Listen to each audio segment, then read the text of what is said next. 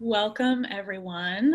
We're just waiting a little bit as folks in the audience file into the webinar, giving some time for people to join. Takes just a few moments for that. Okay, I will begin now.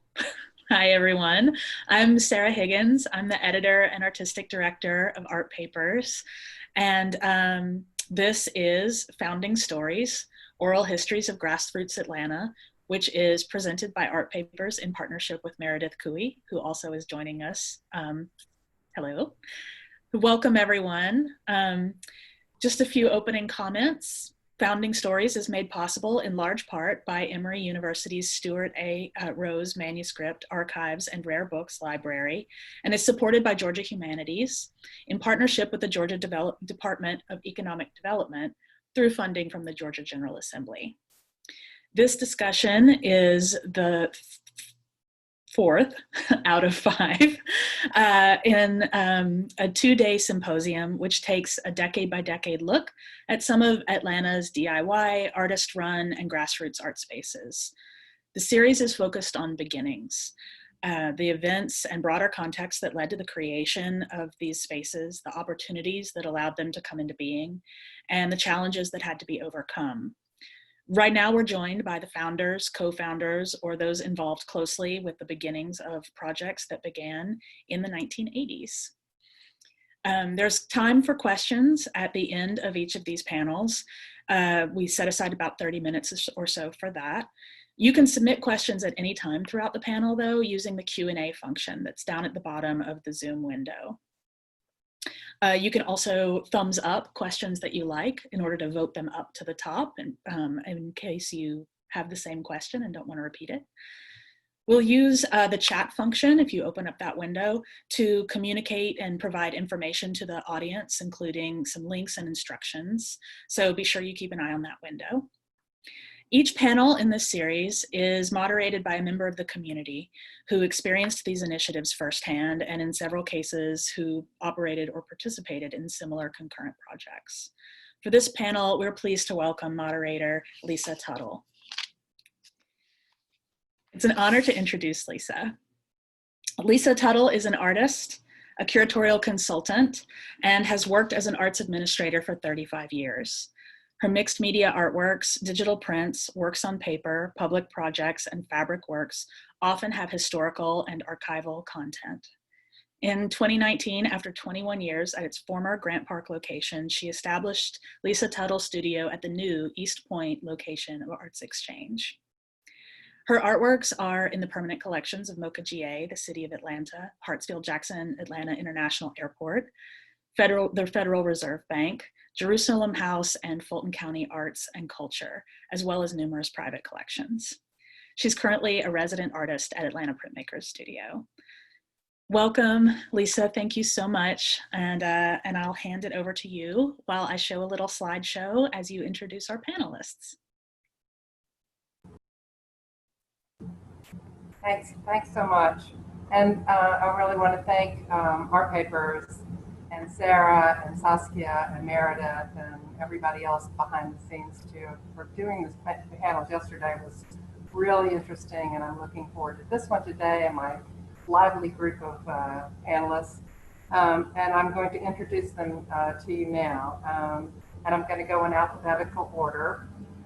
We have, no, maybe I should go with the way it's written up here, but I have, no, I'm going to go alphabetical order because that's why it's written. So we have Clark Brown, who's the co-founder of Blue Rat Gallery, who was with Blue Rat from 1983 to 1987, and others affiliated with the space who should be acknowledged are James Farmer, Chick Lockerman, and Karen Hennessy. Clark Brown co-founded the Blue Rat Gallery and Atlanta Art Collective in Pershing Point Apartments. For those of you who don't know, that was West Peachtree. Brown takes special interest in graphic arts and photography. Normando Ismay was a collaborator, and he established a little Beirut art space, Café Bizzoso, and was involved with those from 1989 through 2012. Normando Ismay grew up in northern Argentina and moved to Atlanta in 1974.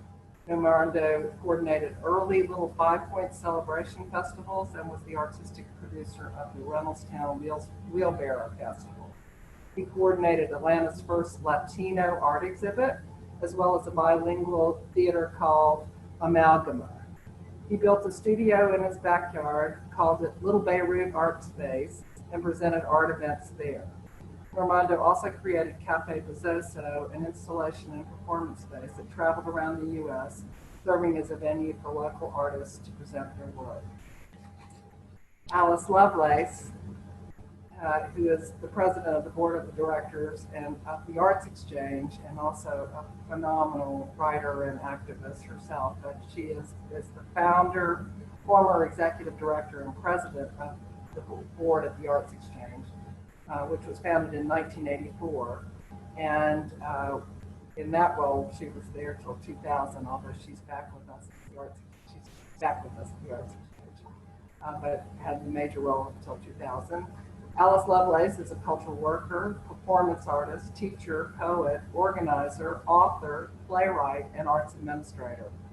She earned her master's degree in conflict resolution at Antioch University in Yellow Springs, Ohio, where her studies examined the use of alternative dispute resolution models to explore the role of identity and art making as a mediating process in long-term racial conflict, something we all could continue to use today. And Jeff Mather is a public artist, a STEAM teaching artist, and also has established Mather Site Art. He's a co-conspirator. He was a co-conspirator in several of the Mattress Factory shows, and was involved between 1983 and 1992 in those efforts. Other names affiliated with the space or the group were Jack Sinclair, John Payne, Chuck Anderson, Kelly Mills, probably Laura Mills as well. Jeff Mather is a community-based public artist, environmental sculptor, and STEAM teaching artist. He fled the art commodity system to run with the Mattress Factory rebels in the 1980s and organized the first Mattress Springs show in Grant Park. He has coached dozens of large-scale public art projects all over Georgia and travels to Utah twice a year to run public art residencies.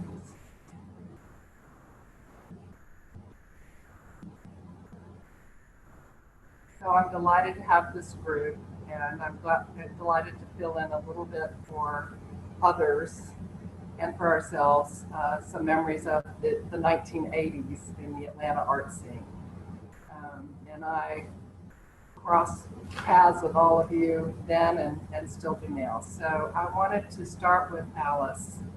I wanted you to talk about the reasons that the Arts Exchange was founded and some of the stories, some of the conditions that led to it existing to begin with. So tell us a little bit about what it was and when it was, and who was part of it.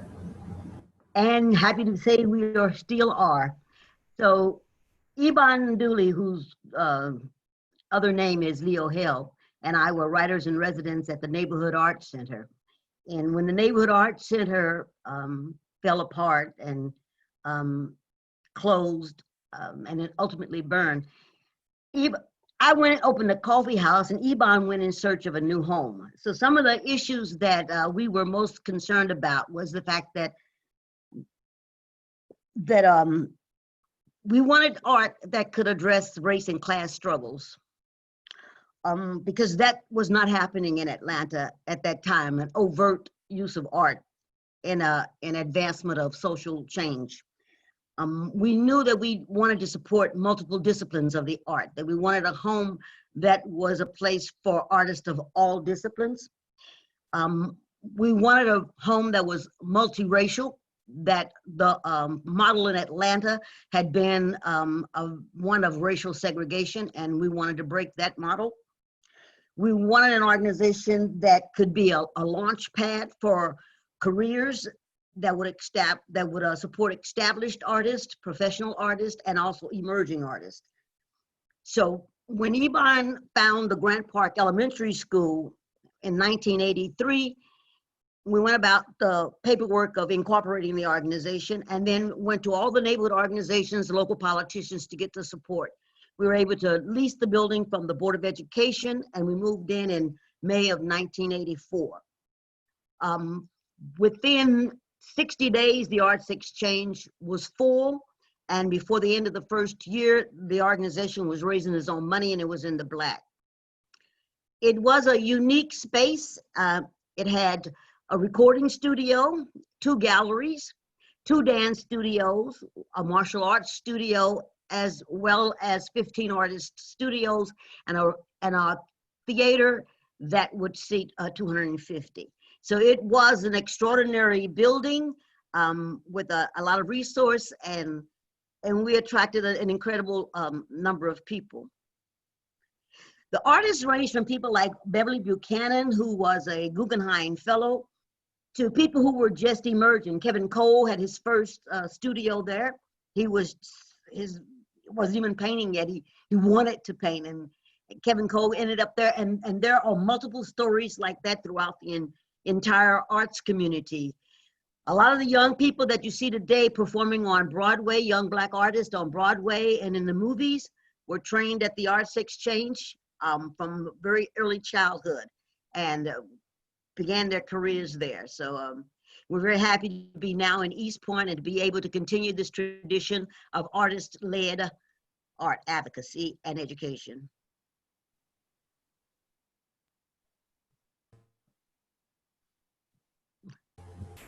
Oh, well, great. That's fantastic. And I think when we move towards the future, when we talk a little bit more about the future, but we'll talk a little bit more about how that evolved and how we ended up with our happy ending story here now in East Point. Yes. So next time, because you, Normando and Jeff are sort of co-conspirators in a lot of different ways, I'm going to move to Clark next. And Clark, I want you to talk about the Blue Rat Gallery, which many people hold up sort of as an example for all these young startup galleries of artists kind of starting a place for themselves. And Blue Rat is always mentioned by those of us of our generation as another example of what's been done before. So please talk about Blue Rat. Well, the Blue Rat Gallery came about from frustration, artist frustration, where you couldn't find a place to show because most regular galleries just weren't interested in that time in the early 80s. And so I was working with Karen Hennessy and James Farmer and Chick Lockerman. We all had a place in the graphic arts, and we came together and we all found out we all enjoyed doing art, but we didn't have a place to show it. So we decided to start our own thing. I think that's the way most artists go about things these days. They just say, well, if nobody else is going to do it, then we have to do it ourselves. And that's what we started with. And we rented an apartment building, just a room in an apartment building, and had our first show there. And didn't know what to expect, but a lot of people came out and a lot of people supported us. And we realized right after that we needed a bigger space. And so we went out and looked for a bigger space, which is just in the back of this other building that was right next door in Pershing Point. And just like all the spaces that we had a lot of cleanup to do. We had to take, all the walls down and redo them and paint them, and a lot of work. But we all got together and did that. And we decided to put music into the second show. So we had music and art. And then we had dance. There was a group called Section 8 Dancers, and they came in and did a whole piece during that show. A lot of the people that were involved at the very beginning were Chick Lockerman, me, Karen Hennessy, James Farmer, D'Angelo Dixon, Jay Wiggins, who is Everyman. Who else was Tim Barrett? And Tim still has a studio on Krog Street that he does production work out of. But that's basically what all these people came together, and we started just cleaning up spaces and having shows, and it became, you know, people liked going to it and they were enjoying it, and it just kept growing. It was just one of those things that kept growing. And we ended up at the big building and on West Peachtree Street, the Antebellum building with the big white columns. And that was a massive undertaking for us. And we had a lot of people get involved in taking that, gutting it, and redoing it into making it look like a real gallery. And it took probably about 2 months of really hard work. But we pulled a lot of people together, and that's basically how the Rat came about. And then it just carried itself.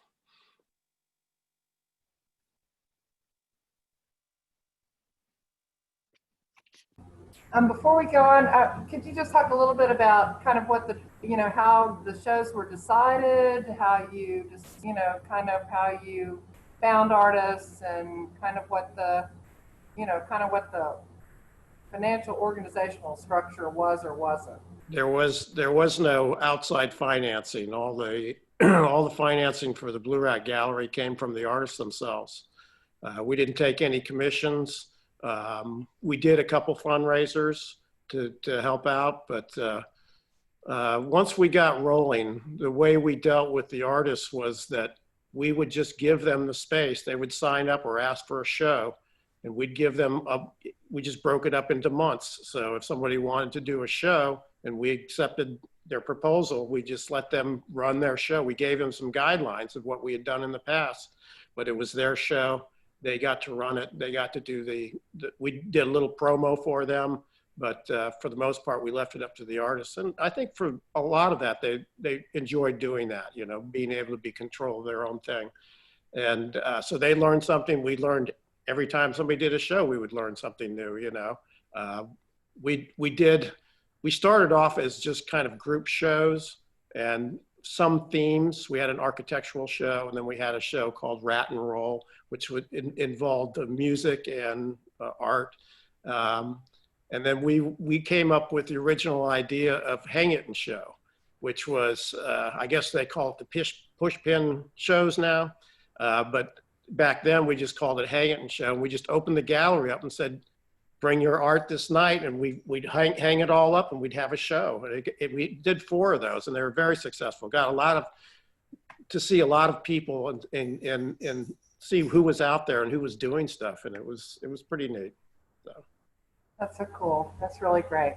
Well, Jeff, I think this leads really into talking about the Mattress Factory group and some of the things you were talking about when you sort of decided to join the group, the group of rebels. And it was after there had already been at least one show, a Mattress Factory show. We showed the invitation that you weren't a part of, none of us were a part of, but at the actual Mattress Factory, and then you joined them. But you told an interesting story about how you came to be involved with them to begin with, sort of that non-commodity notion that we were also into.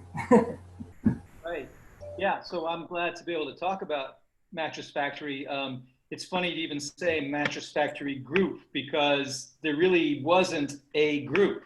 It was a constantly shifting cast of characters.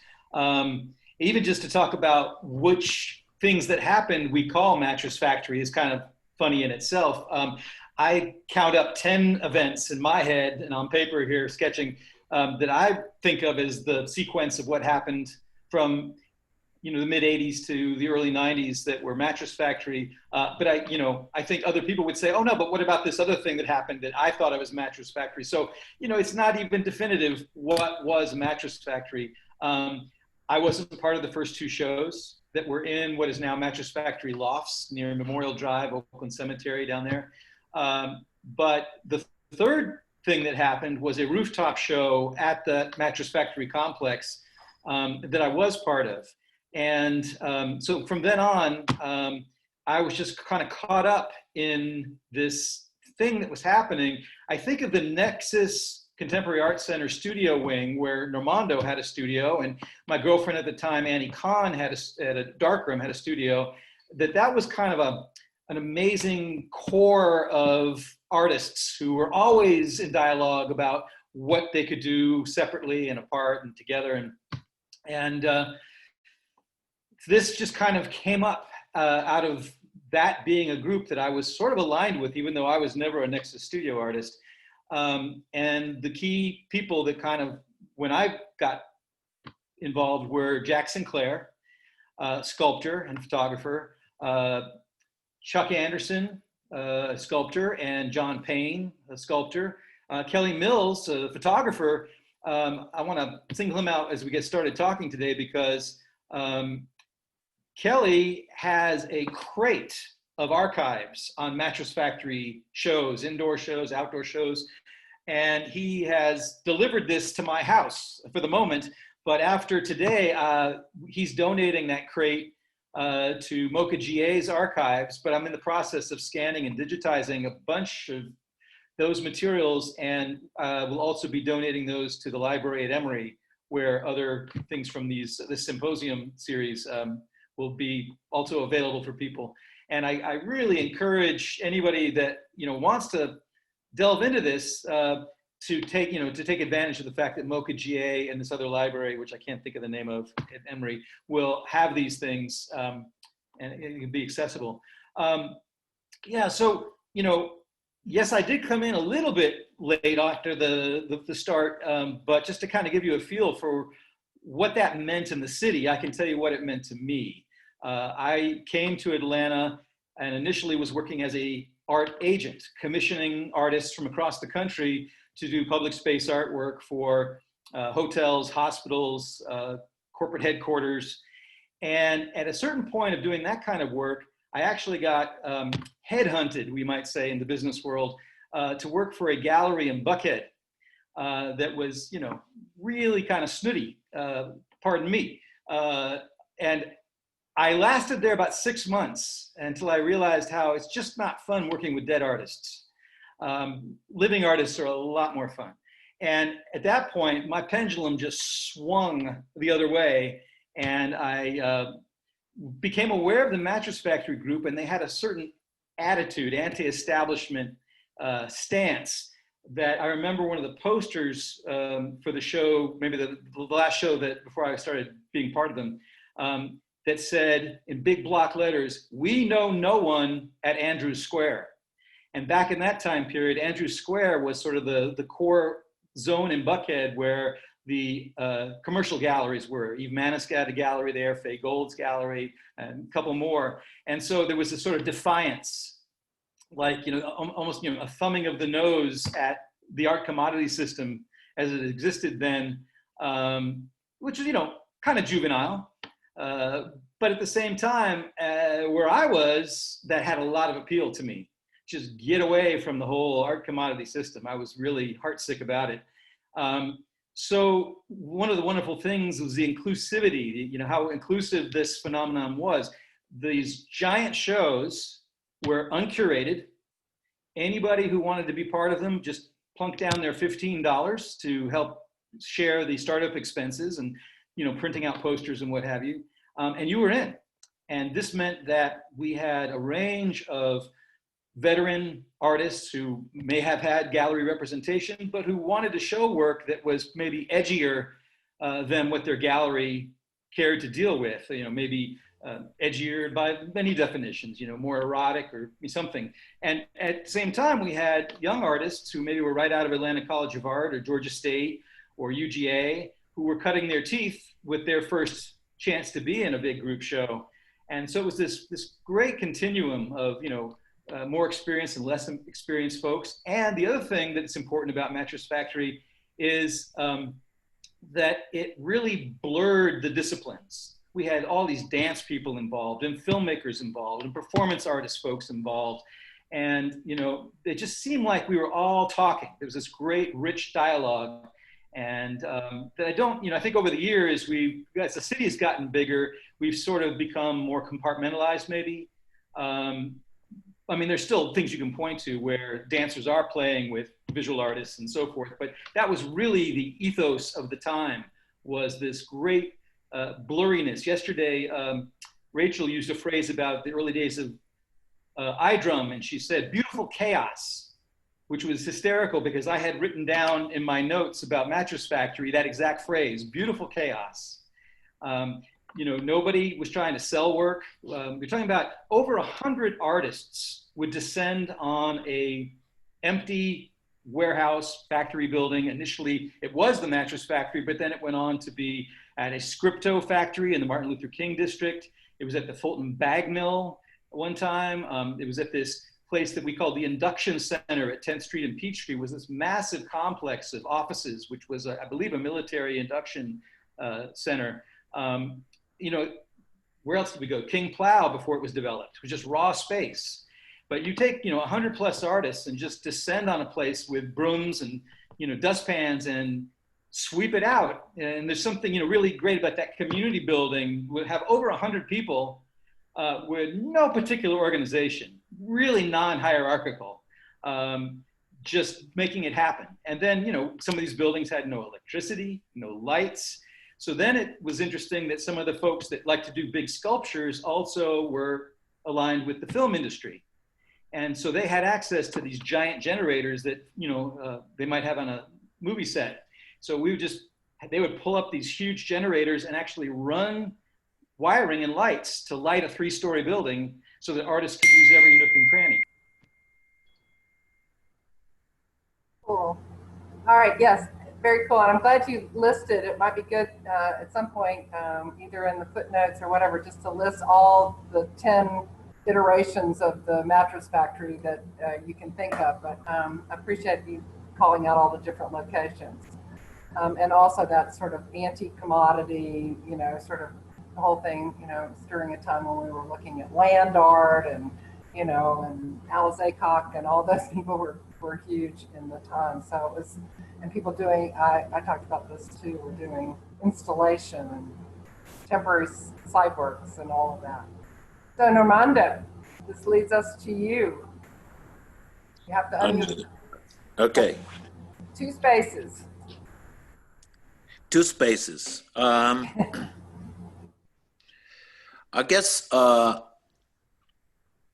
there was a time where, you know, all this activity was going on in Atlanta, and then some of the bigger organizations that had kept this art activity going on, like Nexus and the Performance Gallery, and, you know, were all coming to an end.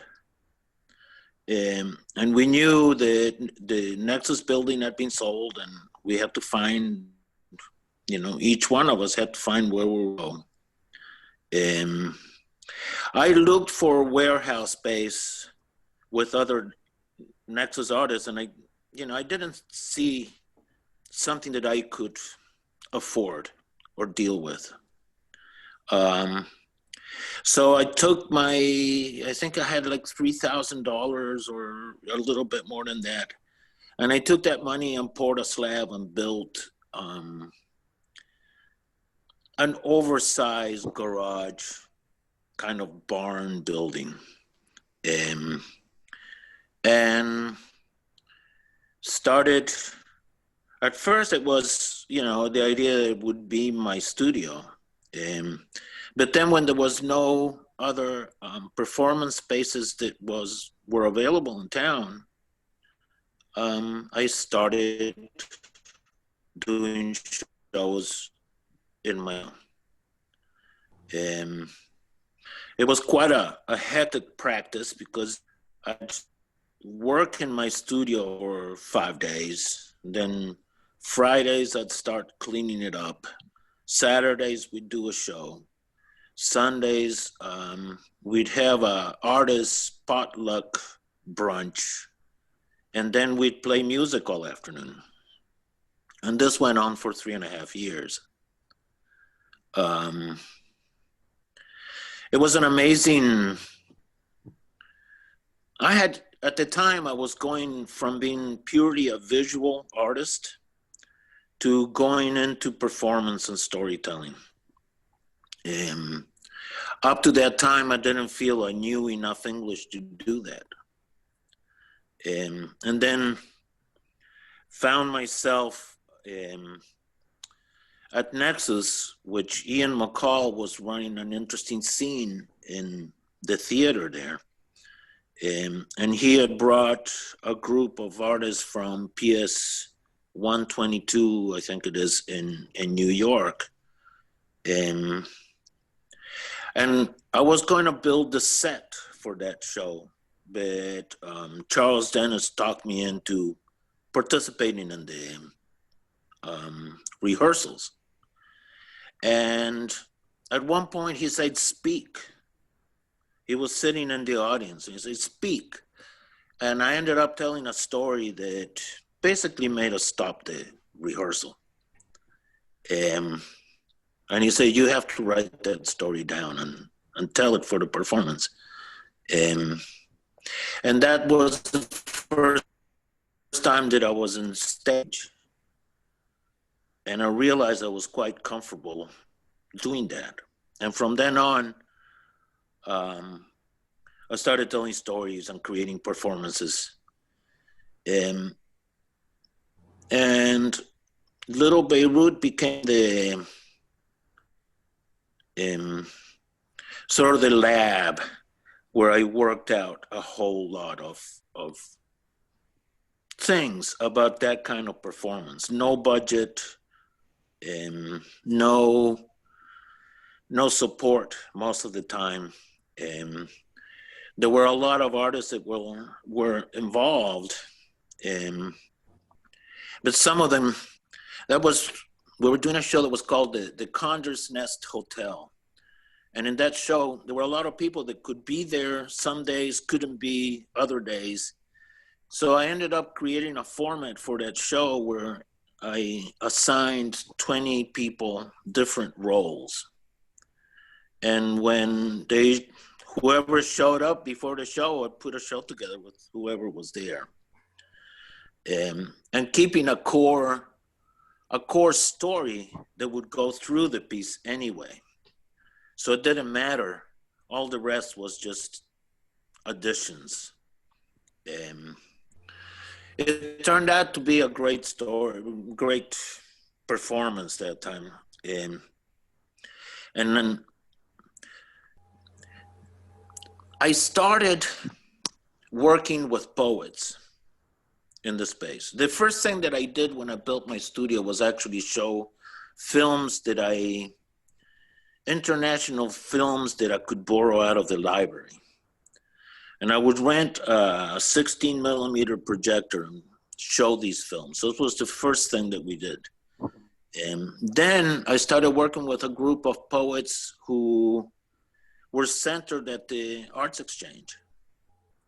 And we started doing poetry. They wanted a place to do poetry readings and I said, let's do it. And other people started coming around, like Lori Guarisco and people like that started coming around and adding other components, music, dance, and it slowly developed into a format of a show. I think Café Bizzoso. Okay, yeah. Quickly, Café Bizzoso, because I think it sort of follows the same trajectory, and we want to go on to the future. But do Café Bizzoso. So Café Bizzoso, I had performed at the Arts Festival of Atlanta on their big stage, and realized, that for small performance, like a storyteller, being 20 feet away from the public wasn't something that really worked. So I proposed a small, intimate theater setting for the Bazaar Bizzoso or something like that. The Arts Festival had started, the French Arts Festival or something. No, it was Elizabeth Lloyd and Xenia Zed who started, yes. who started the Bazaar Bizzoso. Mm-hmm.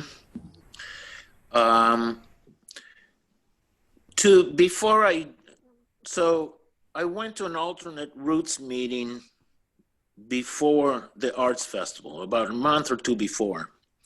And we created a workshop to work out the details of Café Bizzoso. And as it turned out, both events were completely different in nature. But it established some core parts of Café Bizzoso, which was the story of the Bizzoso family that was completely made up. And I also started there creating little mini stories, little stories that were like 4 or 5 sentences long, which would fill in little holes in the performance. I was obsessed with not having any moments of silence. And so if a band was setting up, there had to be some stories, there had to be some other things going on at that time. And sometimes I worked with 2 different stages, so I could carry that kind of rhythm on.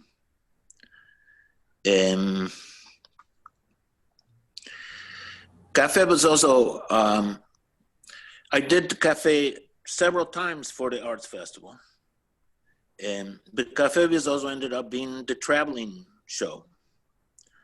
And it ended up going to many other cities. And it went to alternate routes for 12 years in a row. Good. Thank you. That's a good summary, and I know people will be interested in finding out more. So now I want to do a round. Thank you all. I learned things just now anyway too. So now I want to, we talked about sort of establishing what we were doing and why we were doing it and the conditions that led us to do it. But we also realized that we're all, as I listened to some of the programs yesterday, and as I mentioned to y'all earlier, I hear a lot about DIY spaces, but we had a more formal phrase for it, which was artist initiated. We also talked about, I've heard a lot of discussions, both in ours and in yesterday's conversations about sustainability, about independence, about funding versus passion and wanting to do something that in our day was called political, and now it's called advocating racial and social change and racial justice. So now, but I do want to say, what are with our old long-toothed, gray-haired experience, what it is that we learned from those experiences that we're carrying on to our current lives, and that we would pass on from those particular organizations, what we are bringing into that we would advise artists for the future. And another issue I heard a lot was space ownership or management. Real estate was a big issue as well. So Alice, I'm going to turn it over to you next. Oh, okay. Well, I just want to say that I had the privilege of being in that first Mattress Factory show. One of the showing artists invited me and Jiggy to come and perform in their space. We had to crawl through the wall. We had to crawl through several walls to get to their space. It was very interesting. And also Café Bizzoso, which was right next door to us. There's a lot of interconnectedness in the arts community in Atlanta, particularly during that period of time. If people don't realize or not, there was all of this crossover between all of these organizations, and it truly was an arts community. What we learned when the Neighborhood Arts Center closed, the biggest lesson that we learned was the real estate question. We wanted a new home. We wanted something that would be large enough to accommodate our vision. But we also knew that this was something that we had to, as artists, be able to control. We had to be able to control it by being the administrators of it, so that we were open to artists from all walks. And we had to also be able to control it so that we could not be dispossessed. So that was one of the things when Ebon was the first executive director. I took over in '86 as executive director. And that was his last words to me was, Alice, you have to buy this building. And so we began a crusade. We showed up every month at the Atlanta Board of Education meetings. We had a long list of all of the classes that artists at our building had taught for kids. We had a long list of all of the events that we did and the public interaction. So we built up this wonderful rapport with the Atlanta Board of Education, where they saw us as a asset. And and we built up rapport with the staff, and that helped a lot. The wonderful thing also about the Arts Exchange is that I think even though artists rented studios, they literally could do anything they wanted in those studios. And they did. I mean, they renovated it any way they wanted to, the programming, anything they wanted to. We were always open to any artist who came to us that had a vision. We would work with them to make that vision come true. That's how the Rethinking the Sacred Image came about, and the Rammed Earth sculpture, which Jeff worked on over at our building with the Donna Pickens. Donna Pickens. Yes, with Donna Pickens. Donna also taught in our summer youth program. Youth Ensemble of Atlanta began there. Bell Ethnic began there. Elizabeth Omalami, who was Elizabeth Williams there, produced her first play there, her first performance. The list when we presented San Francisco Mime Troupe. Jack Sinclair started our first gallery when Municipal Gallery closed. Jack came to the Arts Exchange and he said, I want to start a gallery, and we gave it to him, and he established the Municipal Gallery there. The gallery program is our longest running program and still runs to this day. So we went through this whole process of securing the building. In 1989, I started negotiating with the Board of Education about buying the building. In 1990, we signed the papers and we bought our building, and that sort of, I kind of breathed a sigh of relief because I thought that the job was done, and sort of turned the center over to the artists and the folks who had been working on it. I mean, we had board members like John Sweet, and we had an incredible array of people who crossed all kinds of classes and race there. Unfortunately, it didn't take as well as I had hoped it would, and started getting calls sometime about, I guess 2000 or so, from the city of Atlanta and Fulton County, and they kept saying, you should go to the Arts Exchange and see what's going on. And I kept saying, I don't own the Arts Exchange. And so whatever they're doing is up to them. And then Lisa came to me and she said, look, you have to come over here and check this out. And so with Lisa's urging, I came back, Lisa and I, and Barbara Nesson, who had a studio there. And we began to sort of look at what was going on. And we decided that indeed, as artists, we had to once again step up, and we needed to intervene, and we needed to secure that organization. It was a lot of hard work. It was a lot of stress. We took on a great deal of debt because the organization had gone into debt. We made a commitment to take on that debt ourselves. We formed the board. We notified everyone that there was a new leadership, and we began to reshape and reform the Arts Exchange so that it could survive. And the interesting partners there was the Radical Fairies came along about that time. The Radical Fairies were looking for a home. And so the Radical Fairies said, look, we ain't got no money. And we said, well, we got a lot of work. So they came in and they did an extraordinary job of restoring spaces that we had lost in our basement and several spaces that had been allowed to go. They worked so hard. They were an incredible group, and they didn't just do it once. They came back over and over again. And so for 6 years, we were very proud to host the Midsummer Nights events for the Radical Fairies. And we have a ton of stories like that of people from all over the arts community who came back and recognizing the value of that space and helped us to pull it out. And finally, in 2015, I went to the board and I said, we can't survive in this neighborhood. It's gentrifying. It's not going to be accommodating for us. We won't be able to have our big outdoor events. We won't be able to live the way that we've lived over here in this cul-de-sac, programming anything and everything that made us happy. And I said, we need to sell this building. And so I set out on the course with the board's blessing to find a new home and to sell that building. And grateful that in 2016, we sold the building. Found a new home in East Point. We're able to buy that building outright, and we're able to pay for all of our renovations outright. We are I think this kind of makes us unique on the landscape of Atlanta in that we have always been artist-led. We've always been artist-run, but we own our own space. We are beholden to no one, and we are secure in our future. And that is important to us because I know a lot of these young people, they do these pop-up and they don't want the administration. But the way that Iman and I looked at it is somebody has to build institutions. Institutions are those things that live beyond you, that live when you're gone and you're dead, but they continue to build, they continue to nourish the community, to give a way for young people to have entrance into the art world. And it was very important to us that those people who did not have a home would always be able to come to the Arts Exchange and find a home.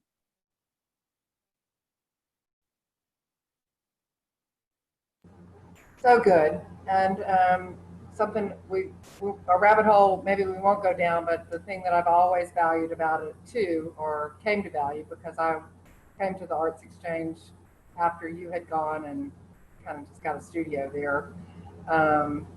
But it's always been sort of a naturally occurring, or well, you said there's an intentionality about the naturally occurring cross-racial.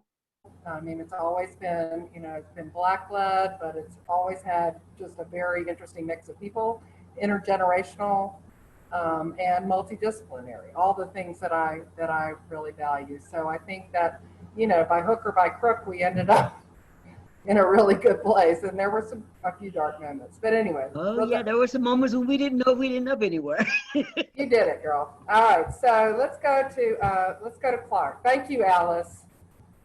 Clark, you want to talk a little bit about?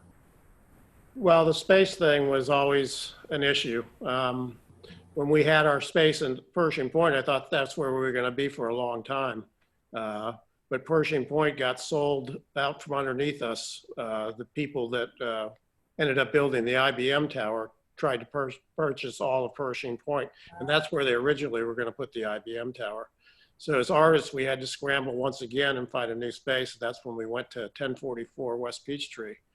And it worked out well for many years, but trying to keep people committed to doing the things you need to do to run a gallery of that kind was getting harder and harder. It started to become just basically chicken me.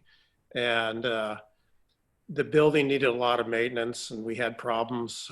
One winter it got really cold and the pipes froze, and somebody called me at work and said it's raining in the gallery because it started to warm up. So, these are all the problems that you have to deal with when you're an artist and you're getting these spaces. You don't know what's going to happen and what kind of money you're going to have to commit to fix them up and clean them up. So eventually, the Blue Rat closed because we couldn't find enough people committed to put that time and energy in. I was, I got married and moved on, and we ended up opening a smaller space over in Home Park called Exhibit A, but it was a very, very small, manageable gallery. And that's what I went into, but the Blue Rat just kind of faded away in that sense. Sometimes that's a natural journey, and I think that, some things have their time, and oh yeah, time to let them go sometimes. Yeah, we felt the same way. So Jeff, I think you have, you sort of embody the person that has stayed outside of what we would call that commodity system, and it's actually stayed with open space and public art and not really been tied so much to real estate, but in terms of the space, doing site works, the whole alternative scene that alternative art space was big too, but also public art and all the installations, and we were doing an arts festival outdoors, and you were doing them in Grant Park, and now you're doing them you continue to do them as a teaching artist. So can you just talk about maybe what you took from the Mattress Factory and what you're keeping in play from that group today? Sure. Listening to the three panels yesterday on the 2010s and the aughts, the OOs, someone was calling them, the 90s, and now we're talking backwards in time about the 80s. The word that kept coming through to me, the theme, was the word audacity. The audacity of these artists to start 800 East, to create iDrum, to look at these gnarly unfriendly looking factory buildings in the 80s and have Jack Sinclair and John Payne go, we can use that space, and actually have the audacity to approach whoever owned that building and, you know, get permission for 100+ artists to go in. You know, it just takes a certain level of gumption.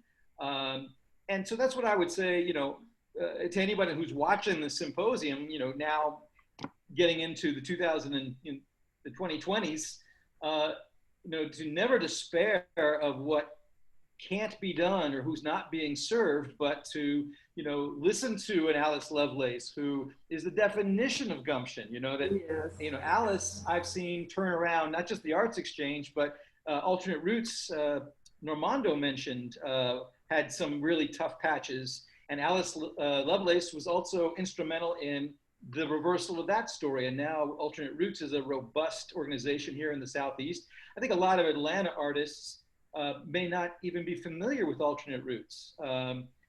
But, you know, it's, for many years, its home office has been here in Atlanta. And, you know, 27 some years ago for me, Alternate Roots really radicalized how I see my role as a community-based public artist, and as a teaching artist for that matter.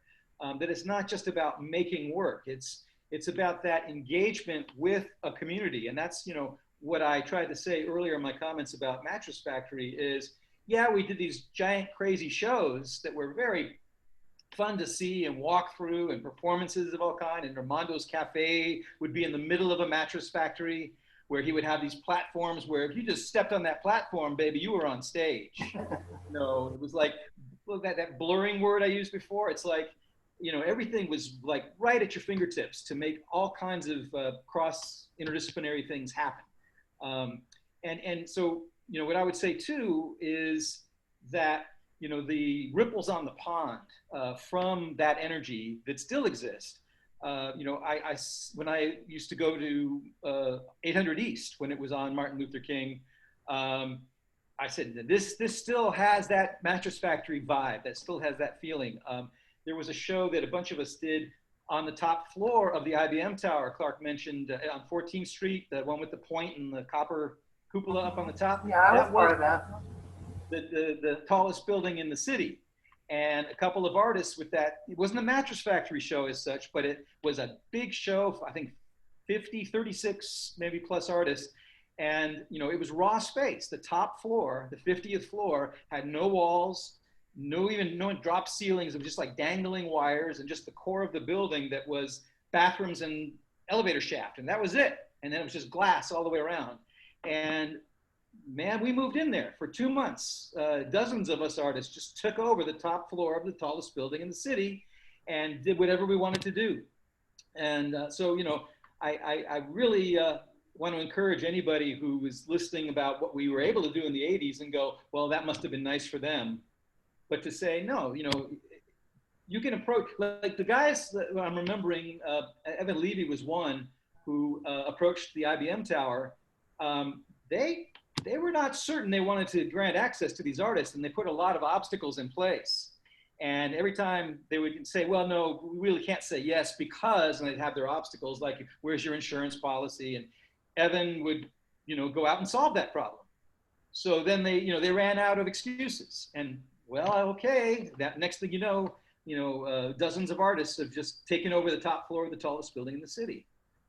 So that wasn't in the 80s, and we're talking about the 80s, but I think it was a continuation of that audacity that we had in the 80s. And the other thing that I didn't mention before, talking about the Mattress Factory shows and the real estate issue, is that we did 2 giant outdoor shows.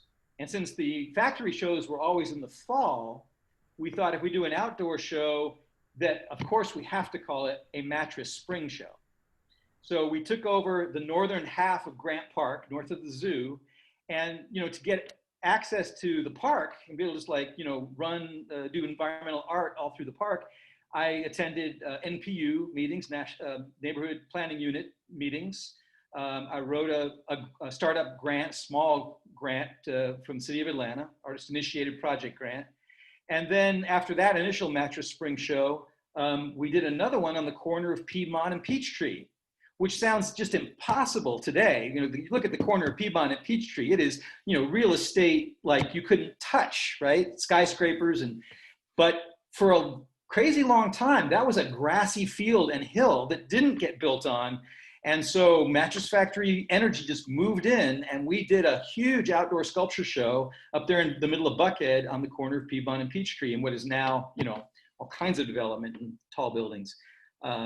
So yeah, I mean, that's what I hope people do get from our 80s stories, is that, you know, we just sort of moved around the city. You know, very different from Alice's story about, you know, having that institution that she has created that is gonna be there. Mattress Factory just like happened all over the city in different factory buildings and in parks, in vacant lots, just kept on the move. Awesome. So yeah, and I see a lot of that energy today too, in young people. You know, lots of things, that show that happened down at 72 Marietta Street. You know, it was just crazy, but you know, wonderful. And you know, the Creatives Project and all the people that are getting buildings, but also doing projects and, you know, pop up really cool stuff. So, but we're happy that, you know, I think a lot of those things were seeds that were planted in some ways that I saw in the 90s go underground a little bit, and then really kind of resurface now around the Beltline and just all kinds of ways where temporary installation and temporary public art is really kind of gone underground, came back as flux projects and all kinds of things like that. Yeah, yep. So right. So Normando, words of wisdom for the youngins. Talking, Jeffrey just reminded me about, I built an altar to Saint Nuke for the protection of Buckhead in that show up there in that empty field. And that altar stayed there for years. Oh. Till they finally built a big hotel on top of it. I think the energy in the city was indeed an energy of collaboration, and I think that we all participated in many different venues that other artists were involved in. And I mean, I remember doing a camp for children in Spanish for my neighborhood at the Arts Exchange. And the first solo show that I had was in the municipal gallery of the Arts Exchange. I think there was an energy in the city because everybody was finding alternative ways to show their work and produce their work that wasn't the established ways through the established theaters and the established galleries that were in town. I do think that it's essential for artists to own spaces like that. If not, we end up putting a whole lot of effort into creating these spaces. And, you know, we've had, all of us, I think I've ended up talking about cleaning spaces and transforming spaces and putting all this energy into creating spaces. And then I've seen so many of these spaces just be lost. I think the Mattress Factory formula of paying an insurance on the buildings that we used opened up a whole lot of doors. I mean, once the owners were covered, they were happy to let us use those spaces. And those spaces eventually became transformed commercially and used in like the lofts at the Mattress Factory, eventually all that. And eventually we have lost a lot of empty space that used to be in the city of Atlanta. We don't have those kind of spaces anymore. So it's good that Arts Exchange has secured their space. It's good that 7 Stages and a Nexus have eventually secured spaces that, will stay through generations. Like Alice says, these institutions go beyond us. And while we're doing our work, we need to keep in mind that we need to create the institutions that will continue and give support to the new artists that come along. Pay it forward, sort of. Yes. Pay it forward, and I think that's a good way to move to. I think it's time for us to move to questions. And I think Meredith, I don't know if there are any, but Meredith is going to come on and let us know if anybody's typed in some questions. Yes, we have gotten some questions, but I wanted to first ask, Clark, did you have any words for this last question that Lisa posed? Did you answer that? Well, in a general sense, I mean, the Blue Rat couldn't hold on to its space at the end, and a lot of work went into cleaning up these spaces, like everybody said, and it's tough when you have to let it go. So, thank you. Yeah, and we have some questions that are related to this issue, actually. The first one we have is from Grace Kim. And first I'll address it to Alice. And she says, the Arts Exchange has a unique story of long survival and now ownership. Coming from a place of debt to success, what conditions or unique qualities or lessons learned would you say led to the Arts Exchange? Maybe like, what are some of the specific, successful programming or something like that? Like what, do you think really led to that success?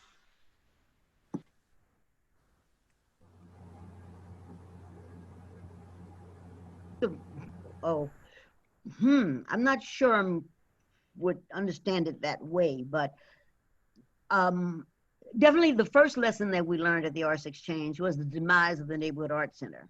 The Neighborhood Arts Center had the mayor behind it. It had the upper class of Black community behind it. It had bought in ownership from the leadership over at Woodruff Art Center, but that money and politics couldn't save it. Art center, any art endeavor, the number one asset you have are your artists. Artists are the root and foundation of this entire industry. And I think if anything sustained us, it was an understanding that it was the artists who were the most important factor. And so anything that we could do that would help make them successful would ensure our success. So when artists would come and say, we want to do this show, or we want to have this program, and we want you to fund us, the answer would be, no, we won't give you any money, but come over here, sit down, and we're going to teach you how to write a grant. Because if you can write a successful grant, you can fund your work forever, and you'll never have to depend on anyone. That's what we did with the Rethinking the Sacred Image when Donna Pickens came to us about that. And a big shout out to Donna, who is on this chat, because she was one of our greatest assets. That's what we did when Granderson came to us and he wanted his first show, and over again. So it's sharing. I think if there's something that sustained us then and now, it's the willingness to share what we have with working artists, because we want them to be successful, because we don't exist without them. Can I add something too in terms of the history of the Arts Exchange and looking at us as a success? I mean, there's a lot of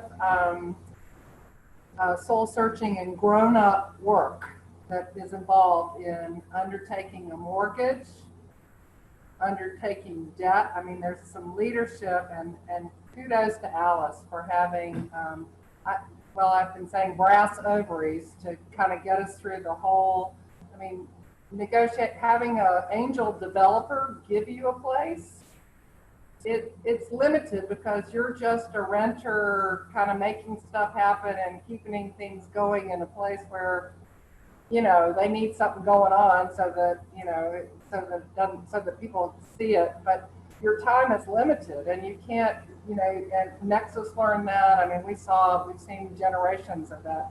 And some people don't have the capacity to take on the ownership, you know, or the vision to take it on. And we were lucky that our property, you know, in the time that we owned it, you know, became, you know, we, instead of being swallowed up by development, which became very close to being, we were able to capitalize and then and move to what is now like the Bushwick or Brooklyn to Manhattan. We moved to East Point, you know, so we're go south, young creatives, go south. So anyway, that would be my. I want to add to what they just said about Arts Exchange, because even, you know, I did help Donna Pickens create that giant rammed earth sculpture there. But after sort of glorifying the group mentality of Mattress Factory and non-hierarchical power structures, you know, there is something to be said about leadership qualities.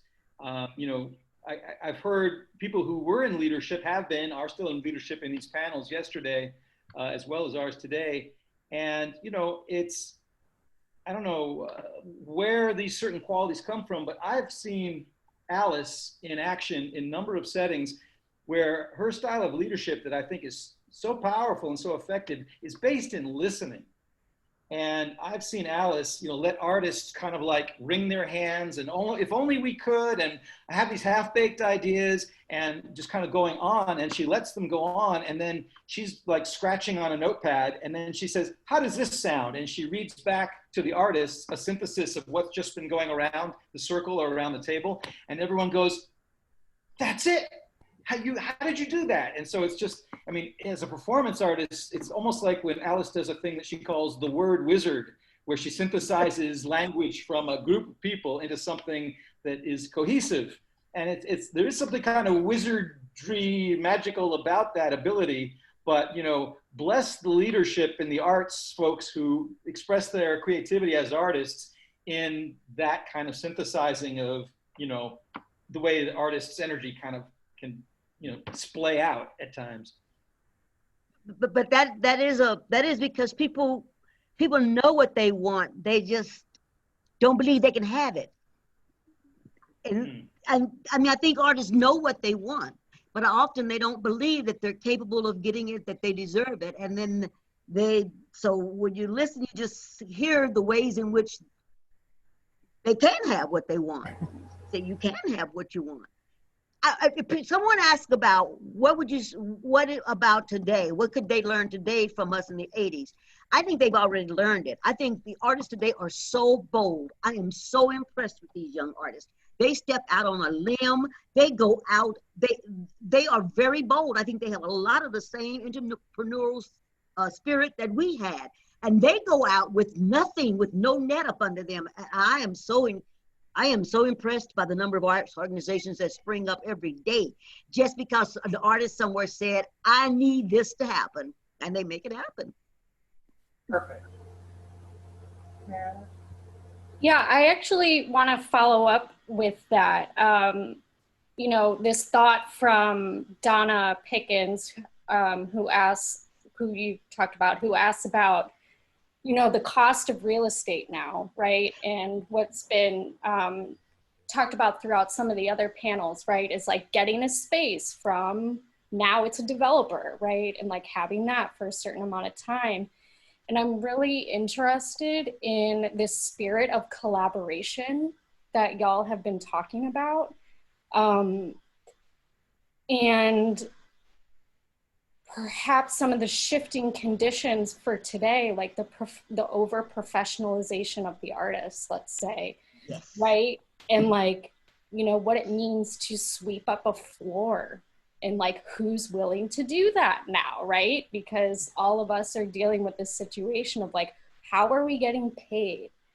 And especially if we're going to be losing a space in however amount of time, like how much sweat equity is worth it, right? It seems like all these questions are coming up and like are so relevant today.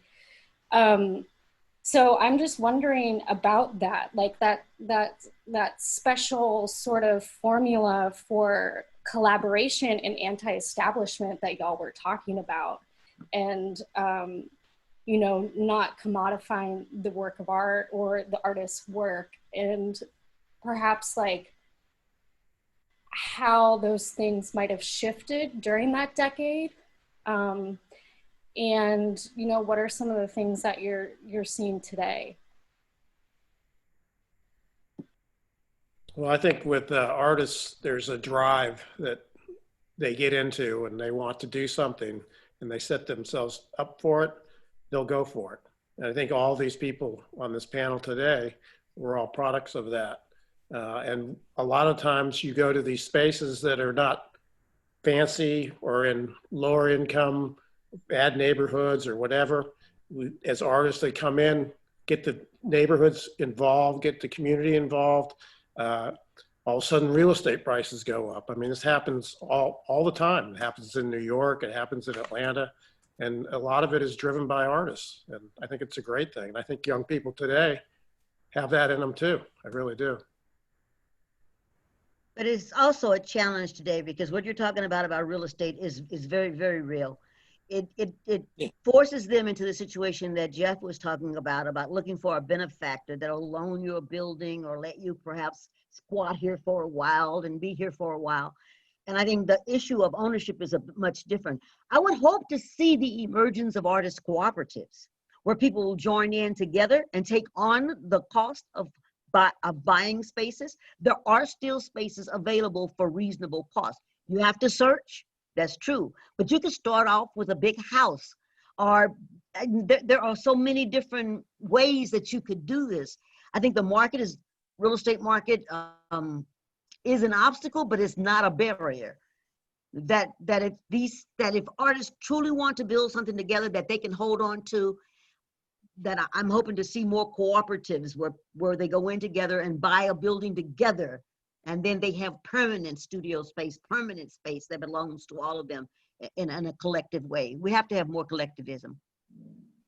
And I would say that they also need to pay some attention as something we haven't talked about, but is not only just grants and funding, but earned revenue.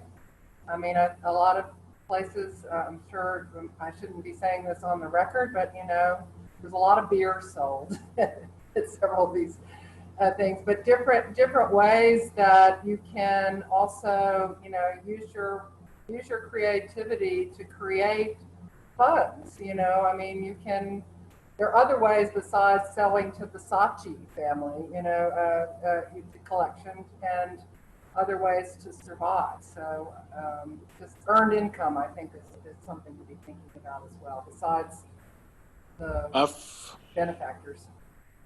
I've for many years of number one, considered myself extremely lucky because I was able to buy my house and build little Beirut on that piece of property, and then at the end, you know, I did get gentrified out, but when that happened, I was able to take out of that property enough money to, you know, to pay not only for a house for myself, but a house for my ex-wife.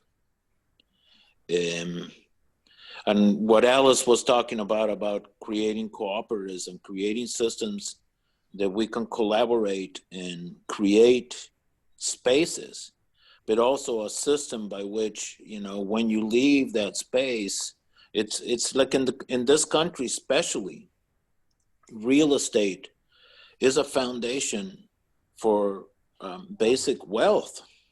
And one thing that has happened to a lot of artists is you go through your whole life, you're very creative, you manage to live, you get to be my age, and you're hanging on to a tiny little Social Security check trying to survive.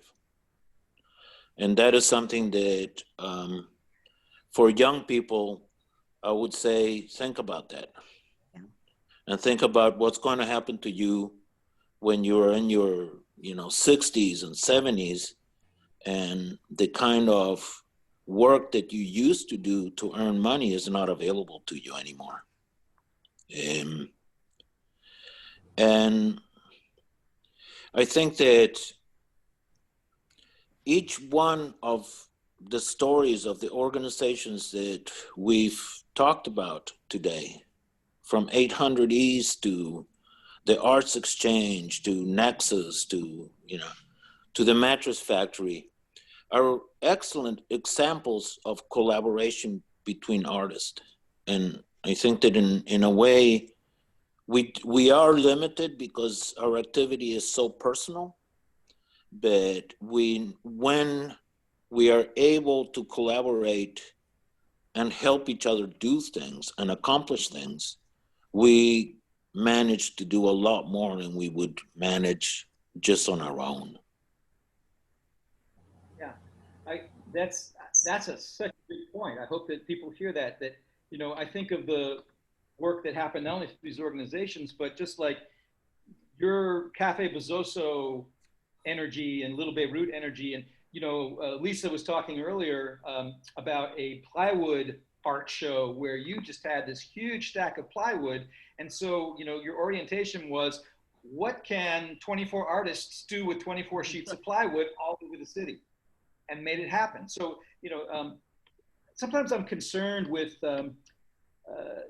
I went to a giant mural seminar at Spelman College not that long ago, and the auditorium at Spelman was full of artists that were there to learn about how to do murals. And I have my kind of alternate roots perspective about being a community-based artist.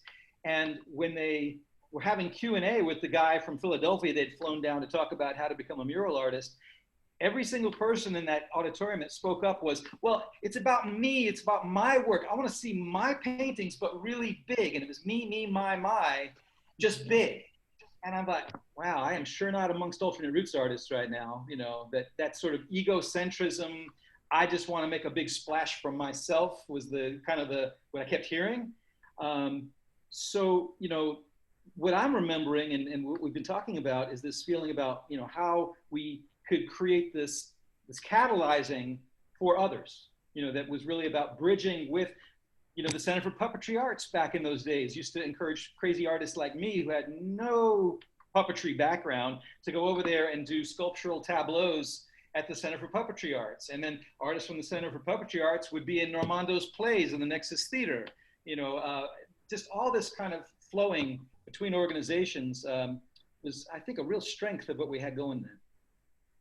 Yeah, and you don't see that anymore. And I think that is probably that is something that if this generation of artists can figure out how to do, would serve them well, because we had an incredible cross-pollination of community going on. Every discipline, writers, everybody. But I think it's important that this generation understand that it's something, I think, because the three of us come from alternate roots, that we are grounded in it. And we were always grounded in this thing that we are not stars, we are servants. We come to serve, we don't come to be seen. If you see me, I am grateful, but I come to serve. And when you put others above you, then others will gather around you. Does that kind of make sense? That because we served, we were also preserved. Does that make sense? Yes, it does. David Fichter, when he came to do our murals at the Arts Exchange, incredible murals of our three icons that anchored us, Florence Reese, Woody Guthrie, and Paul Robeson. When he did that big mural of Harriet Tubman, the sanctuary movement of the 80s, David is probably one of the most prolific and most famous muralists in this country. I have never seen David put up anything personal. David comes into the community and he says, what can I do for you? And then because of that, we lift him up. Yeah, Meredith, I think something of what you were talking about, or what we were certainly talking about back in the day, the careerism in the artists, how am I going to get my show in New York and be written about, of course, the founding of art papers, the wanting to be written about, to be recognized, and all of that. There's lots of different ways to do that. But I do think there's always going to be a little bit of tension between the artists who, just are going to be artists, whether or not they're, it's like actors are still going to be actors, whether or not they're become Meryl Streep or not. That you're doing it for the passion of it, and it's kind of letting go of that, which may sound like a little bit of a defeatist attitude, like, oh well, but it's also too like, just what the hell, I want to do something creative. You want to do something creative? Let's go. Let's work together. So I love that idea, Alice, and all of you are talking about, being of service to the greater community. And I think that is as relevant today, right, as it ever has been, considering the moment that we're in. And I'm wondering about how you created those networks. And this is a question coming from Chelsea Weiler about, like, how did you connect with people pre-internet? Like, how was this, like, how were so many collaborations and communication and everything is just like, oh, I'll send out a comment on Facebook or on Nextdoor or whatever, email. I mean, that revolutionized communication too. So I guess, just how, what were the practices you were doing then? Because I would love to bring some of those back and really focus on operating outside of social media and things like that that's taken over. Well, who are you calling pre-internet? You know what I mean. I know what you mean. Before it was really like the way of doing things, right? We did a lot of telephone polls with flyers, a lot. That's what I was going to say. Yeah. We used flyers a lot. We used phone a lot. I used to pick my times where I knew people would be at work and just leave them a message about a show. I wanted to use this moment to talk about what I consider my most successful marketing campaign. I was doing the Little 5 Point celebration.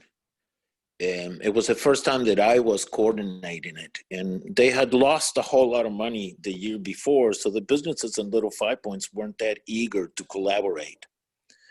So I had a very reduced budget. So I couldn't afford posters that were printed in color. I could only afford one color, which was black. So I painted the information, or I printed the information in the posters, in the top and the bottom, and left the middle of it completely empty. Then I installed myself with a table in Little 5 Points, and I started inviting people to paint their posters. And I would take their posters then and put them up all over Little 5 Points and in other neighborhoods around. And what happened was that people started looking for the poster that they had painted. And when they found it, they would take their friends to go see their poster. And that just passed the word about what we were doing in an amazing way. That was the first year that I was doing that celebration, and we had an enormous public that completely shifted after that year. And of course, then what happens to artists, we get gentrified out of the neighborhood. We have to go find another place to do Another it. place to do it. I think that's why I looked for Little Beirut, because I didn't think Cabbagetown was going to change for a long time. But look at it now. Oh, yeah. Sometimes I wonder if I actually did a whole lot of damage by going into neighborhoods and doing art, you know. I don't know. In the sense that I think about Reynoldstown a lot, on the Wheelbarrow Theater in Reynoldstown, and how that neighborhood has completely changed now and become something totally different. So you're saying that by bringing art, we may have brought about our own demise? No, Normando. Artists must make art. You know, artists have to make art. You're driven. Mm-hmm. You have no choice. You have to make art. And we also have that's to what we make did. that consciousness about gentrification, because I mean, yesterday Joey Orr, who was, you know, did Shed Space, and I know Lisa, you did one of the sheds for the Shed Space series, and you know, Joey said that for a while it was just not, you know, in his bubble of privilege, he wasn't thinking about the impact of Shed Space on gentrification. But you know, now the work that he does, he hasn't been in Atlanta for like 6 years, but you know, now he's thinking much harder and more consistently about gentrification and how the arts do play a part in how that happens. No, don't buy into the guilt. Gentrification is Yeah. about real estate. Hey, good, Alice. Gentrification is about developers, real estate, bankers, and money. That is not the artist. Because we are driven to make art, we cannot make ourselves the villains of the story.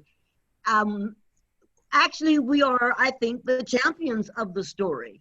But we can't make ourselves the villain of that story.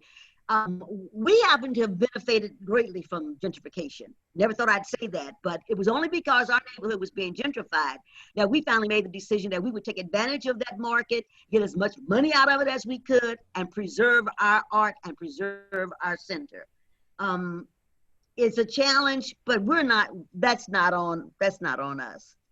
But what is on us is if we don't see how powerful we are, how powerful art making is, and if we don't start buying up more property, if we don't start owning more, so that there is no possibility to displace us, and we must own the land we stand on. Yes. I completely agree with Alice in that. I think that home ownership and gallery performance-based ownership and organizing, collaborating, and creating cooperatives is the way to go. And the alternative is to be pushed around all the time. The alternative is to work like crazy, you know, get a space working, get a neighborhood sort of working, and get no benefit out of it. And then I also wanted to add, I have a friend who was an artist and I met as an artist, and then he ended up owning an Italian restaurant. And when he was, you know, he had sold it all, he also wondered how much damage he had done with the rich cream sauces that people came to eat all the time at his restaurant. So the same thing that made him famous was what made him feel guilty. So I don't know. So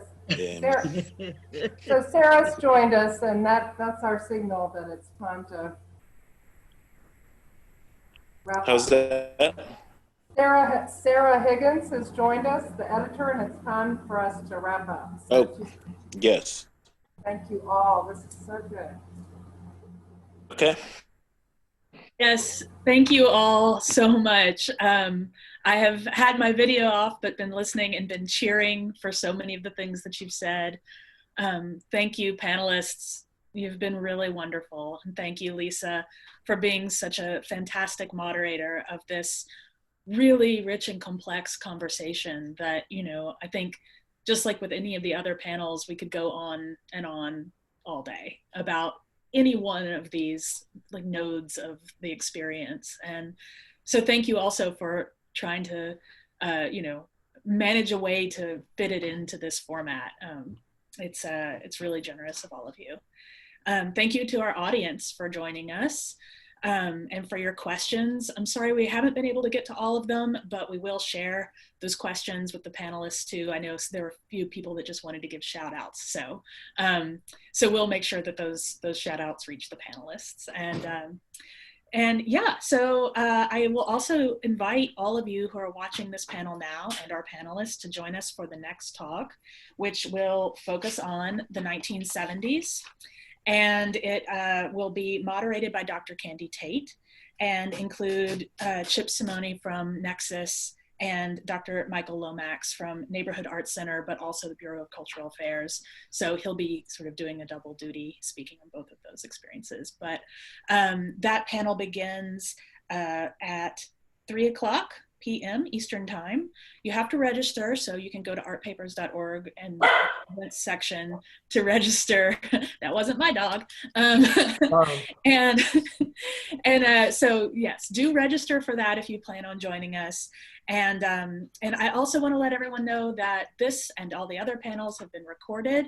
They will be on artpapers.org with transcripts, expanded biographies of the participants in all the panels, and more of the images that you saw in the slideshow in the beginning. So rich with materials landing on artpapers.org. And also, as Jeff mentioned, going on to Emory and to MoCA GA in some contexts. So, so a lot of good material being generated and made available. Thank you again, everyone, for joining us and for doing this.